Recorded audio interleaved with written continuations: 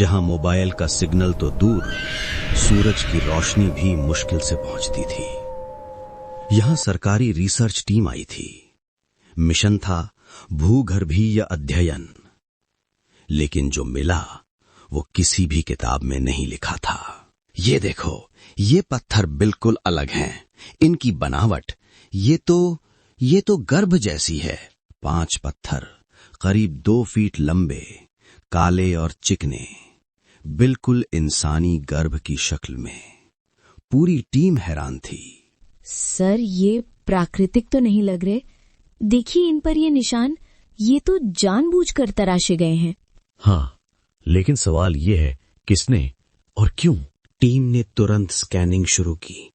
Radiation detector, thermal scanner, सब कुछ normal, कोई असामान्य ऊर्जा नहीं। सर, कुछ समझ नहीं आ रहा। ये पत्थर बिल्कुल मृत हैं, कोई एनर्जी सिग्नेचर नहीं। रुको, इंफ्रासाउंड डिटेक्टर लगाओ। इंफ्रासाउंड, वो ध्वनि तरंगे जो इंसानी कान नहीं सुन सकते, जो सिर्फ मशीनें पकड़ती हैं। और जैसे ही डिटेक्टर उन पत्थरों के पास गया, सर, ये क्या है? रीडिंग्स पागल हो रही हैं। मशीन की स्क्रीन पर लहरें उठने लगीं, बेहद कम आवृत्ति की ध्वनि तरंगे, इतनी कम कि इंसानी दिमाग उन्हें सुन नहीं सकता, लेकिन महसूस जरूर कर सकता है। सर, मुझे अजीब लग रहा है, जैसे कोई देख रहा हो। ये सिर्फ इंफ्रासाउंड का असर है मीरा। ये तरंगे दिमाग में डर पैदा करती हैं, घबराओ मत। लेकिन जब उस ध्वनि को डिजिटली डिकोड किया गया। सर, वो देखिए। नहीं, परछाई नहीं, एक इंसान, लेकिन चाल बिल्कुल अजीब, जैसे समय में पीछे चल रहा हो। इसका मतलब क्या है? जब रात गहरी होती है, समय को निगलने वाली जागती है, उसी पल जंगल में हवा का तेज झोंका आया। कैंप की सारी लाइटें एक पल को टिमटिमाई। क्या हुआ अभी? बस हवा थी। चलो, आज बहुत हो गया, कल सुबह फिर जांच करते हैं। अभी कैंप में वापस चलते हैं। टीम वापस लौटने लगी, लेकिन जंगल अब पहले जैसा नहीं था। झींगुर की आवाजें, पक्षियों की चहचहाहट सब धीरे धीरे खत्म हो गईं। सुनाई दे रहा है? क्या? बिल्कुल कुछ नहीं। जंगल पूरी तरह खामोश हो चुका था, जैसे हर जीव छिप गया हो। कैंप में वापस आकर सभी ने अपने टेंट में जाने की तैयारी की, लेकिन नींद किसी को नहीं आ रही थी। काल भक्षिणी, ये नाम पहले कभी नहीं सुना। मुझे कुछ रिसर्च करनी होगी। उन्होंने पुरानी लोकल लाइब्रेरी के डिजिटल आर्काइव खोले। घंटों खोजने के बाद एक पुरानी पांडुलिपि मिली। पढ़ते हुए आवाज कांपने लगती है। काल भक्षिणी, एक प्राचीन देवी जिसे समय का नियंत्रण था। कहा जाता है कि अधूरे अनुष्ठान की सजा के रूप में वो 5 जीवन मांगती है और बदले में समय का एक टुकड़ा ले लेती है। दिल की धड़कन तेज होने की आवाज, उनकी सांसें रुक गईं। खुद से 5 पत्थर, 5 जीवन, और हम 5 लोग हैं। तभी उनकी घड़ी रुक गई। क्या? बाहर से एक अजीब सी गूंज आई। वही इंफ्रासाउंड। मीरा, करण, तेज कदमों की आवाज। वो बाहर आए। बाकी टीम मेंबर भी अपने टेंट से निकल रहे थे। सर, मेरी घड़ी बंद हो गई। मेरी भी। तभी किसी के वॉकी टॉकी में शोर आया। गंभीरा रात्रि भवती। ये क्या हो रहा है? और फिर सन्नाटा। कुछ देर तक कोई नहीं बोला, सब बस खड़े थे, सांसें रोके। सर, वो देखिए। वो आकृति और करीब आई।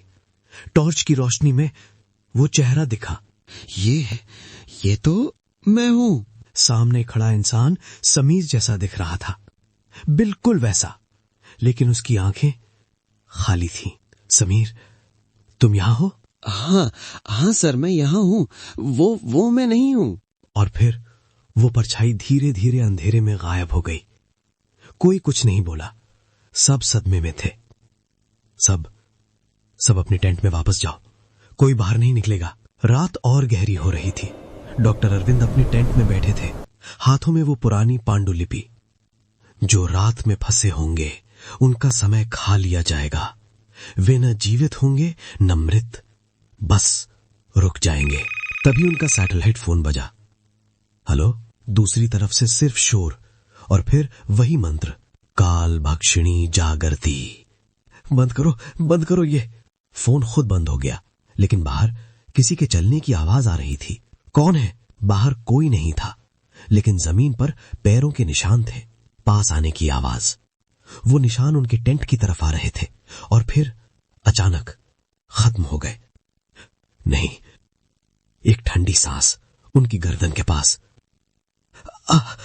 बाकी टीम भाग कर आई। घबराकर, सर क्या हुआ? हाँफते हुए, वो यहाँ है, हमारे बीच है। कौन? कहाँ है? और तभी वही आवाज चारों तरफ से, गंभीरा रात्रिर्भवती। ये आवाज पत्थरों से आ रही है। 5 पत्थर, 5 दिशाएं, वो हमें घेर रहे हैं। सभी की टॉर्च धीमी पड़ने लगी। ये बैटरी फुल थी अभी। एक एक करके सारी रोशनी बुझने लगी। अंधेरा मत होने दो। और फिर पूरा अंधेरा, सिर्फ 5 लोगों की सांसें। अंधेरे में कोई हिलेगा नहीं, सब अपनी जगह रहो। तभी किसी के गिरने की आवाज आई। कौन गिरा? समीर? मीरा? खामोशी। डॉक्टर अरविंद ने माचिस जलाई। सबके चेहरे डर से सफेद। 1, 2, 3, 4, 5 नहीं, सिर्फ 4। समीर कहाँ है? यहां हूं मैं। सब उस तरफ दौड़ते हैं। वो आवाज जंगल की तरफ से आ रही थी। समीर रुक जा, वापस आ। सब उसकी तरफ दौड़े। फिर से जली। समीर पत्थरों के सामने खड़ा था, आंखें बंद, हाथ सामने। समीर, तू यहाँ क्या कर रहा है? वो बुला रही है, वो कह रही है। और जैसे ही समीर की आंखें खुली, मैं यहां कैसे आया? मैं तो टेंट में था। तभी सबकी घड़ियां एक साथ फिर से चलने लगीं। ये कैसे? लेकिन समय 2 घंटे आगे था। 2 घंटे? हमने 2 घंटे खो दिए। मतलब काल भक्षिणी, उसने हमारा समय खाया है। वापस कैंप में आकर सब चुप थे। किसी की समझ में कुछ नहीं आ रहा था। यहाँ लिखा है, जब तक अनुष्ठान पूरा नहीं होगा हर रात एक हिस्सा खोता जाएगा। तो हमें क्या करना होगा? यहाँ कुछ एक विधि दी गई है। 5 पत्थरों को एक खास क्रम में जमाना होगा और एक मंत्र पढ़ना होगा। और अगर नहीं किया तो हम यहीं हमेशा के लिए फंस जाएंगे। समय में बाहर फिर से हवा चली, लेकिन इस बार ठंडी नहीं, गर्म।